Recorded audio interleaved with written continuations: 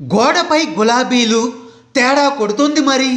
IANS see voter సర్వేతో TRS ఎమ్మెల్యేలు ఆత్మరక్షణలో పడ్డారా? గులాబీ గూటిలో ఇదే కొనసాగితే తమ ఫ్యూచర్ ఇక బేకారే అని భావిస్తున్నారా? హుజూరాబాద్ ఉప ఎన్నిక ఫలితాల తరువాత కారుకు మరో పంచర్ తప్పదా అంటే అవుననే అంటున్నారు రాజకీయ పరిశీలకులు.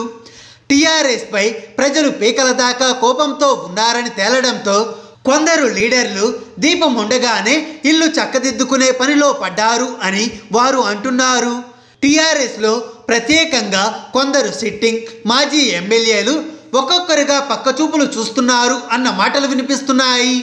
దేశంలోనే కేసీఆర్ వరస్ట్ సీఎం అని, జనం మార్పును కోరుకుంటున్నారు అని IANS సీ ఓటర్ తేల్చి చెప్పడంతో ఆ ప్రభావం తమపై పడకూడదు అని కొందరు ముందుగా జాగ్రత్త పడుతున్నట్లుగా ప్రచారం జరుగుతోంది.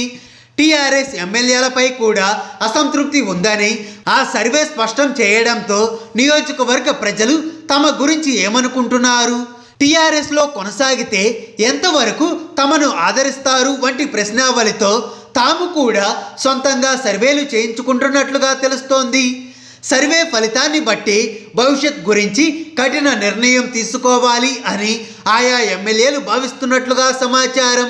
2 ఏళ్లుగా కేసీఆర్ అపాయింట్మెంట్ కోరుతున్నా అపాయింట్మెంట్ దక్కని కొందరు నేతలు జారుకోవడానికి ఇదే మంచి సమయం కారణం అని అనుకుంటున్నట్లుగా తెలుస్తోంది. వీరితో పాటు నియోజకవర్గంలో ప్రాధాన్యత దక్కని మాజీ ఎమ్మెల్యేలు కొందరు ఇతర పార్టీల వైపు చూస్తున్నారు అని చెప్పుకుంటున్నారు.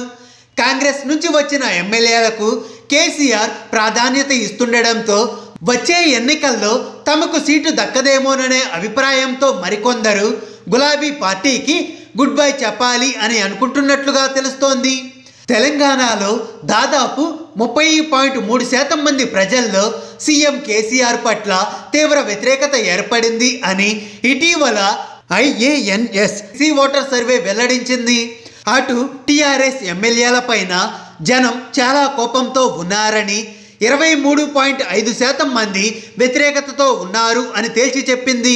అప్పటి నుంచి గులాబీ ఎమ్మెల్యేలు చాలా మంది భవిష్యత్పై గుబులు చెందుతున్నారు అని గుసగుసలు వినిపిస్తున్నాయి.